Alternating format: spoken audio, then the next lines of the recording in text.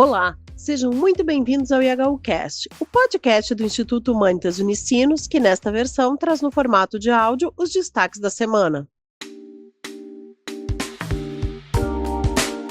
De um lado, a terra imersa do século XX, com seus valores, seus princípios e sua história trágica. E de outro, um continente, ainda frequentemente submerso, que está se separando do século XX, impulsionado pela revolução digital, motivado pelo desprezo dos horrores do passado e dirigido por um novo tipo de inteligência.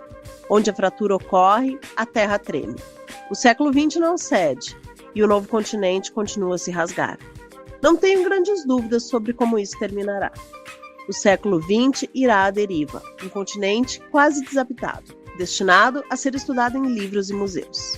Assim, Alessandro Baricco define o mundo convulsionado de hoje. A partir de sua análise, a despedida do século XX pelos jovens nas praças, Baricco assinala que devemos ser capazes de encerrar o século passado, usando a civilização digital para escapar dos nossos erros. A partir do seu texto, vários outros pensadores entraram na discussão. Humberto Galimberti, ao dar sequência à discussão, avalia que o século XX realmente acabou e que vivemos em uma nova era. Seguindo seu raciocínio, o filósofo italiano pontua que vivemos em uma desorientação ética e política, onde passado e futuro não fazem mais sentido. Na era da tecnologia, a ética se torna patética, pois como pode impedir a tecnologia que pode de não fazer o que pode? Complementa. No artigo de Corrado Al Dias, intitulado Tecnologia sem ética é a verdadeira inovação deste século, está convencido de que a ruptura da nova era com os costumes, a política e a antropologia do século XX é total e definitiva. Conforme aponta, pela primeira vez, os humanos estão sendo progressivamente superados no que antes era seu território típico, a capacidade de conectar diferentes dados para derivar uma síntese.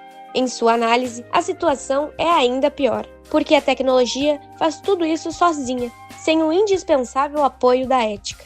Segundo o escritor italiano, os cavalos da técnica, sem guia, são lançados a galope e guardam uma semelhança assustadora com os do Apocalipse. Realmente, parece que vivemos um tempo rico em tecnologia e oferta, mas indigente em termos éticos. Michele Serra, no entanto, discorda de Alessandro Baricco. No seu ensaio, o jornalista italiano diverge da leitura cronológica que Baricco faz.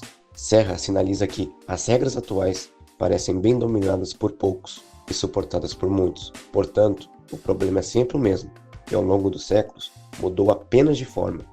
Impedir que o poder seja detido por poucos e que esses poucos decidam travar a guerra, a revolução digital, até agora, nem sequer arranhou a superfície da velha ordem, e portanto, não me sinto à vontade para dizer que confio no novo século mais do que confiava no antigo.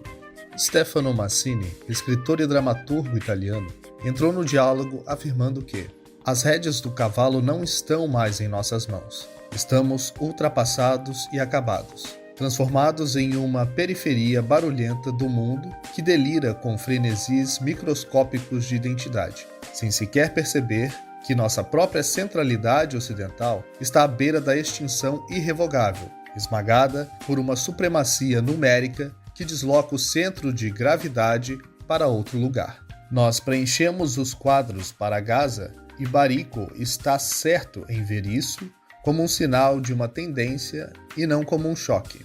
Mas não podemos esquecer que o Mediterrâneo é um bairro briguento dentro da megalópole do planeta. E milhões de chineses, indianos e coreanos com menos de 25 anos, que serão a espinha dorsal da humanidade de amanhã, desconhecem a própria existência de Gaza. Assim como desconhecemos o massacre que já está em andamento há 80 anos em Mianmar, onde há menos de 48 horas, a junta militar bombardeou uma multidão indefesa. Nosso colega Guilherme Tenha, inspirado por Mia Couto e Baricco, faz uma análise desses tempos.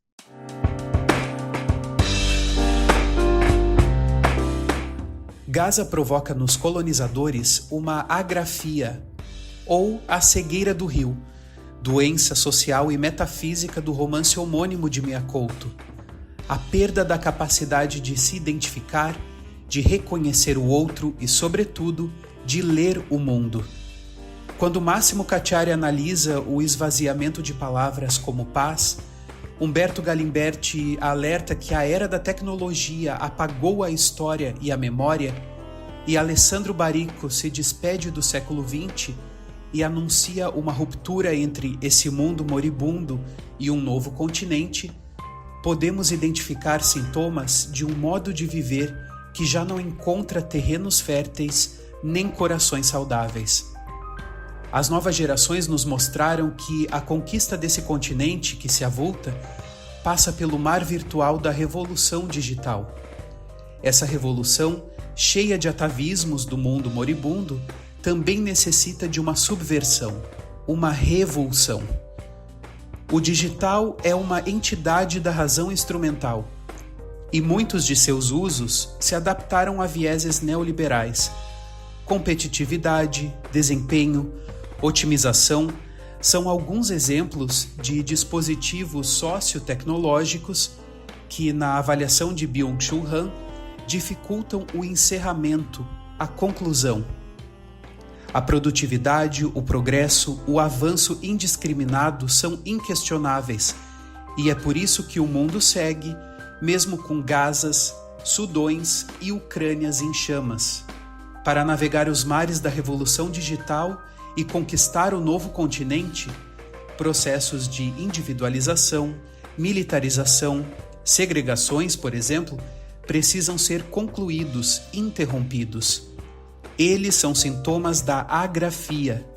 Quem os tem já não sabe mais ler o mundo do século XXI, muito menos habitá-lo. A Semana do Oriente Médio ficou marcada pela assinatura do Acordo de Paz para Gaza. Surpreendentemente, o acordo não foi assinado entre os palestinos e Israel, mas entre Trump e os negociadores. Pela primeira vez na história, os líderes do conflito não selaram a negociação com o tradicional aperto de mãos, e tampouco foram convidados para a festa, que foi estrelada por Donald Trump. Encerrada a primeira fase do acordo por Israel e Hamas, não saberemos quais serão os próximos passos. Estamos em discussões preliminares sobre a segunda fase do acordo, mas as negociações entre Israel e Hamas ainda não começaram porque nem todos os corpos dos reféns foram devolvidos. Levará tempo, informa Majed Al-Ansari, que é o conselheiro mais próximo ao primeiro-ministro do Catar. Está envolvido nas negociações de paz há 2 anos. O catarense ainda falou que uma das principais preocupações para uma paz duradoura está nos indivíduos que investem na guerra para ganho pessoal. São os tomadores de decisão sobre a paz. Se os tomadores de decisão, que deveriam estar tomando decisões difíceis, manobrarem em busca de vantagem política, encontrarão uma maneira de sabotar a paz. Para isso, precisamos de influência da comunidade internacional.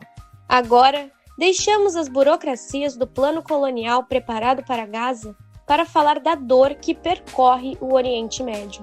A paz traz alento, mas as feridas da guerra estão expostas. Para o patriarca latino de Jerusalém, Pier Battista Pizzaballa, sabe que o ódio que foi semeado, não apenas nesses últimos 2 anos que explodiu, mas também antes existia uma narrativa de desprezo, de rejeição, de exclusão. Exige uma nova linguagem, novas palavras que também precisam de novas testemunhas. Não se pode separar o que é dito de quem o diz.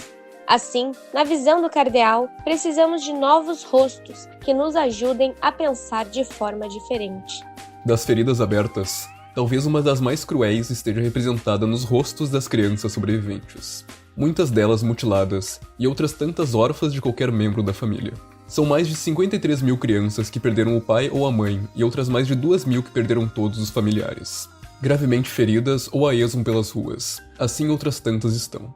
Traumas que os pequenos levaram para os restos das suas vidas. Sem mecanismos para o tratamento psicológico, o dano mental infligido a essa geração de crianças em Gaza é incalculável. A paz também exibe outro problema: as mulheres. O fundamentalismo religioso do Hamas proíbe as mulheres de tirarem o véu. Reprimidas, as mulheres islâmicas já não podem comemorar. A grande mídia divulgou ao mundo as imagens dos reféns israelenses voltando para casa, mas esqueceu de mostrar a libertação dos presos palestinos. Se por um lado as famílias israelenses estavam em festa, as famílias palestinas aterrorizadas temiam comemorar a libertação dos seus. Milhares de palestinos voltaram para casa com sequelas das continuadas torturas. Nas prisões israelenses você não é mais um ser humano. Querem te transformar num inseto, declarou Mohammad Khatib, um dos presos libertados. Os que foram condenados à prisão perpétua, no entanto, já não podem voltar às terras palestinas. Foram deportados diretamente para o Egito. Ayman Sharabati está entre eles e faz um relato do que passou na prisão de Megiddo. Todos os dias os guardas nos contavam 3 vezes. Eles entravam nos quartos e em um segundo você tinha que sair com as mãos na cabeça e o olhar no chão. Não era permitido olhar eles nos olhos. De vez em quando jogavam gás lacrimogênio nas celas, sem motivo, ou nos batiam na cabeça com as botas, só para nos fazer entender que eram eles que mandavam. Formavam um grupo e um deles pulava em cima de nós, quebrando nossas costelas. Não há uma enfermaria de verdade lá dentro. Então, quando ficávamos doentes, no máximo nos davam uma aspirina. Há uma epidemia de sarna entre os prisioneiros e a direção não faz nada. Corre-se o risco de doenças e infecções. Mal há comida suficiente para não morrer de fome. Na Gaza, agora devastada, há ainda a busca incansável por corpos sob os escombros. Segundo as estimativas da Agência de Defesa Civil de Gaza, os cadáveres de cerca de 10 mil pessoas estão presos sob os escombros e edifícios desabados. O fim dos combates permitiu finalmente que o serviço de ambulâncias procurasse os falecidos e oferecesse às suas famílias a possibilidade de lhes dar um encerramento. Pierre Crembrul, que lidera a Cruz Vermelha, explica a importância de encontrar os corpos dos entes queridos. É importante porque, sem eles, não há encerramento para as famílias. E sem eles, não há paz de espírito. A falta de certeza sobre o que aconteceu com o ente querido, onde estão seus restos mortais, e a possibilidade de um sepultamento adequado, às vezes pesa sobre as famílias por gerações. A Gaza dos escombros é símbolo do tempo convulsionado que vivemos, que vê uma humanidade sofrida, mas não se comove com a dor alheia. Enquanto os palestinos são deixados à margem das discussões sobre seu próprio futuro, aderimos à frieza da técnica e esquecemos a essência da ética para enxergar o outro.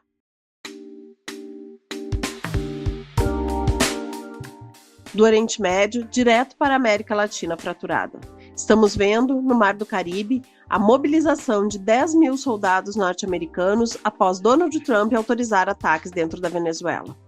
A ação militar acontece exatamente no momento em que há uma enorme construção diplomática para que a região não consiga reagir de forma coordenada a uma eventual ação militar. O Haiti continua mergulhado em sua interminável crise. O aumento da presença de grupos armados, somado à escassez de recursos e ao enfraquecimento institucional, agrava uma crise humanitária que atravessa todo o território haitiano. São mais de 1,4 milhão de deslocados. Na capital, Porto Príncipe, os Médicos Sem Fronteiras foram forçados a fechar permanentemente o centro de emergência, devido à crescente insegurança na região.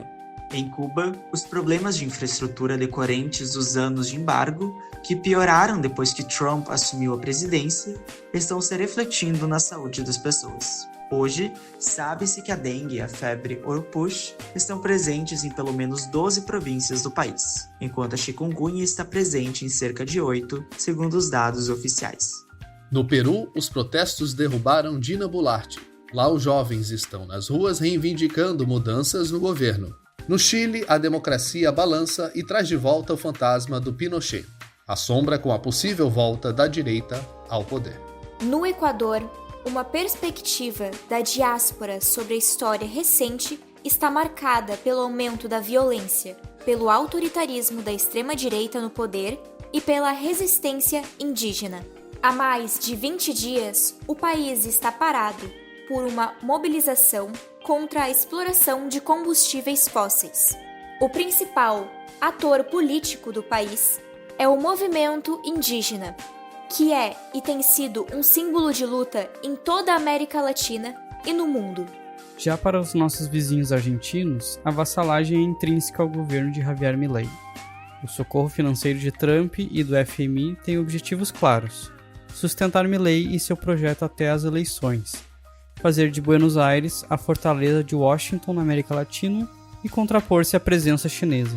Um dos poucos países que desponta com sinais progressistas é o Uruguai, que acaba de aprovar a eutanásia. Na América do Norte, a perseguição como nos tempos da ditadura. A caça às bruxas aos migrantes, nas universidades, ao pensamento contrário, está fazendo com que muitas pessoas deixem os Estados Unidos. Entre os perseguidos está Mark Bray, autor de Antifa. Em entrevista que reproduzimos essa semana, o historiador americano afirmou que Trump está organizando uma guerra nas cidades democratas. Ele quer prender o governador de Illinois e o prefeito de Chicago. A cada dia acontece algo pior. E se ele continuar assim, adverte o professor, em alguns anos não é impossível que tenhamos uma guerra civil. Gray também lembrou que no seu livro, publicado em 2017, ele dissera que o antifascismo militante não era suficiente para deter o fascismo, e não foi como aponta agora. Após ele e sua família deixarem os Estados Unidos por conta das ameaças de morte que vinha recebendo, o escritor assinalou a necessidade de uma resistência organizada. Agora não consigo nem pensar no futuro em termos de uma nova sociedade. Este é o momento de resistência. Isso exige que nos organizemos. Sindicatos, associações civis, grupos de bairro, universidades, estudantes em todos os lugares. Se não fizermos algo agora, é possível que em alguns anos a questão não seja o que podemos fazer ou não, mas se podemos sequer dizer alguma coisa. A autodeportação está se tornando rotina nos Estados Unidos. Nos casos em que um dos cônjuges é indocumentado e o outro é cidadão americano, existem 1,4 milhão de casais interraciais que vivem com medo da separação. Alguns já deixaram o país.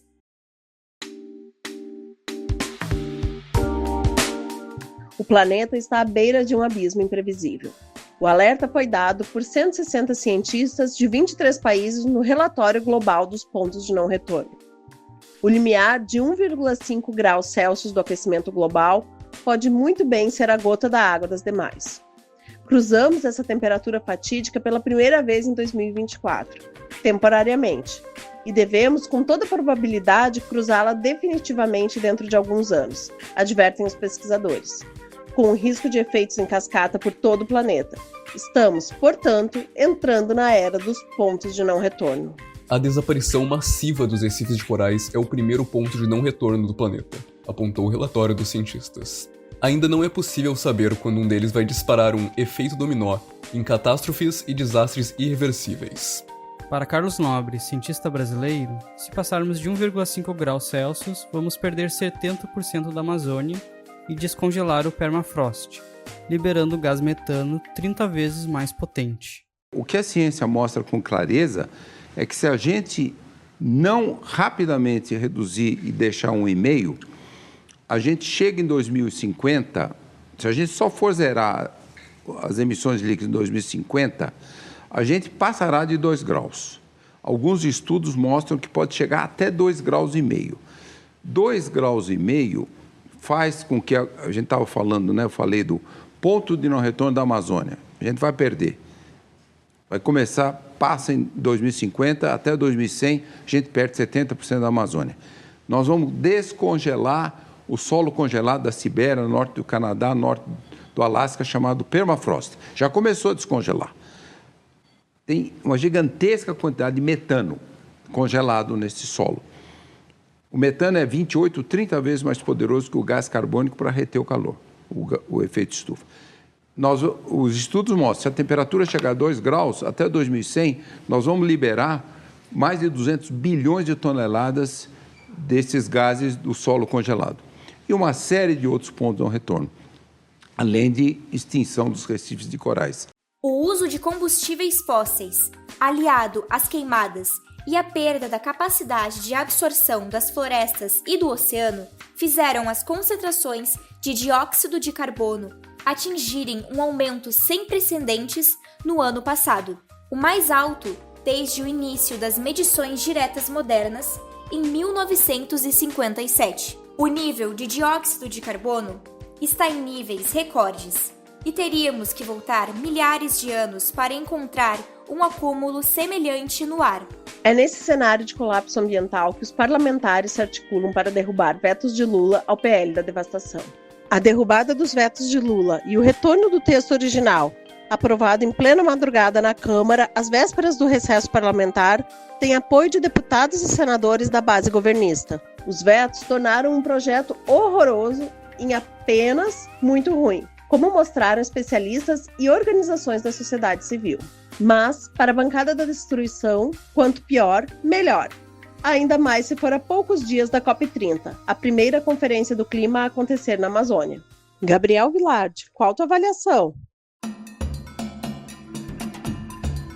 A COP30 se aproxima e os olhares do mundo parecem se dirigir para Belém, no Pará. Em meio ao clima de festa, o Conselho Indigenista Missionário segue vigilante em sua missão de apoiar a causa indígena, tendo divulgado uma nota em que alerta para o risco das falsas soluções. A tentação de sucumbir na mediocridade da financiarização da natureza e da especulação com créditos fictícios cresce a cada dia. O sedutor dinheiro. A voracidade dos mercados não poupa sequer a cúpula climática. Enquanto isso, no país anfitrião, o governo acena com uma histórica participação dos povos originários. Mais um simbolismo vazio, apenas para ficar bem na foto? Afinal, o marco temporal segue em vigor e as demarcações dos territórios indígenas estagnadas. Já a saúde indígena continua sendo indecentemente loteada entre as elites locais, sempre contrárias aos interesses do bem viver. A mesma vontade de proteger as comunidades indígenas e suas terras ancestrais, ou trata-se somente de jogada de marketing? Assim como fez com Trump e venceu, reage às chantagens das velhas raposas, presidente Lula. Fique do lado certo da história. Sem demarcação, a COP terá sido um fracasso. No Dia das Crianças, comemorado no dia 12 de outubro, o Brasil celebra e reza a sua mãe Aparecida, mulher negra encontrada nas águas, símbolo de fé e resistência de um povo que não desiste. Mas, enquanto flores e brinquedos enfeitam vitrines, em Guirarocá, no coração do Mato Grosso do Sul, crianças Guarani e Kaiowá assistem à violência contra a vida. Na recente retomada de parte de suas terras, cachorros foram enterrados vivos diante dos olhos infantis, barracos destruídos, panelas soterradas, silêncio imposto. A cena fere a alma, não só da comunidade, mas de toda a criação. Essa brutalidade não é apenas física, é simbólica.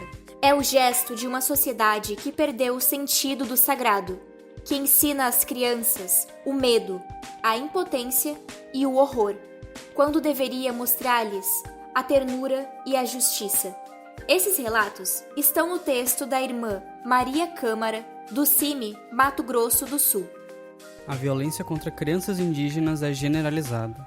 Falta de demarcação dos territórios, destruição ambiental e racismo perpetuam violências contra crianças e adolescentes indígenas. Quando o indígena Carajá, de 15 anos, reclamou de dor nas costas, sua mãe imaginou que fosse consequência de uma brincadeira de criança. Mas ao levantar a camiseta do filho, entrou em desespero. O garoto havia sido marcado com ferro em brasa, uma prática considerada cruel até mesmo contra animais.